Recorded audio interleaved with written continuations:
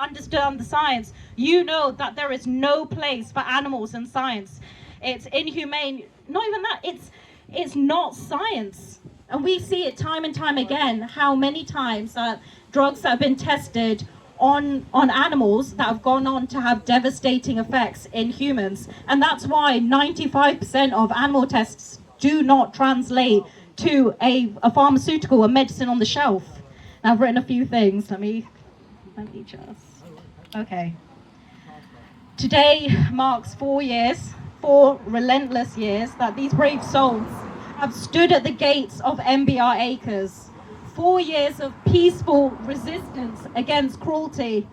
4 years of love, grit, and solidarity for the voiceless. And that's what we need to remember, that these animals have no voice. We have to be the voices for them. 4 years where beagles have been bred not for companionship, but for cages, chemicals, and cruel experiments. But today is more than an anniversary, it's a reckoning. Medical, toxicology, and veterinary sciences, these are all fields that claim to protect human and animal health. They're complicit in some of the greatest harms to animals. Beagles like those inside at MBR Acres have become standard test subjects. But here's the hard truth. This is not science, it's barbaric suffering. Let's be clear, animal testing is a public health risk, not a safeguard, and it must end now. Animals in labs, they endure intense stress. That stress alone changes their immune systems, distorts their hormonal balance, affects their metabolism. These aren't just ethical problems, they're biological ones. Data from animals is fundamentally flawed. You can't even predict how drugs and chemicals will affect a single species. And they want us to believe that we can extrapolate responses from drugs to humans. That's impossible. Beagles metabolize medications differently from collies, greyhounds, or retrievers. Even within a single species like dogs, responses to drugs vary wildly. What does that tell us when we have to compare dogs to humans? It tells us that testing on dogs cannot give humans the information they need, because animal testing categorically does not work. Not scientifically, not ethically. And even the world is waking up.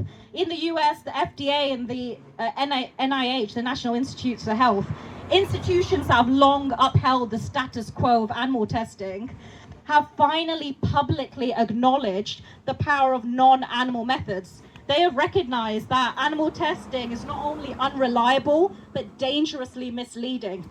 But here's the problem. They haven't given it up quite yet. They're proposing a slow, phased approach, and that's what we're hearing today, even with our UK government. A long, drawn-out timeline where suffering continues, cages stay full, and animals keep dying whilst real science sits on the shelf. Camp Beagle and Medicine Without Cruelty reject this timeline. We want it ended, not later, now. There is no justification left, not when we have powerful and accurate scientific methods. 3D tumor models to study cancer without hurting a single dog, skin models to test toxicology, AI in silico pharmacology to predict drug responses accurately and sensitively, organ-on-a-chip technologies that replicate biology precisely. Animal-free antibody production exists, and they provide accurate information and should remove animal-based antibodies in accordance with the EU directives. You know, the EU directives telling us that if we have non-animal methods available, we should be using them, and they're going completely against it here in the UK. And simulation-based education that trains future veterinarians without sacrificing lives. Non-animal methods, they're not some futuristic science. They're functional and they're here today. They're effective, and every delay costs human lives and it costs animal lives. But you know, here at Camp Beagle, we represent the antidote to apathy. Here we fight for animals and for real science. For 4 years we have stood, and we will keep standing until the cages are empty, the needles are gone, and the beagles can finally go home. To MBR Acres, to the government, to the institutions that are still clinging on to cruelty, your time is up. Woo! To all of you gathered here, thank you. Thank you for the faith, the love, and let's turn that love into law. Thank you. Thank you. Woo! Thank you, Forster Vito, with interrupting with my speech.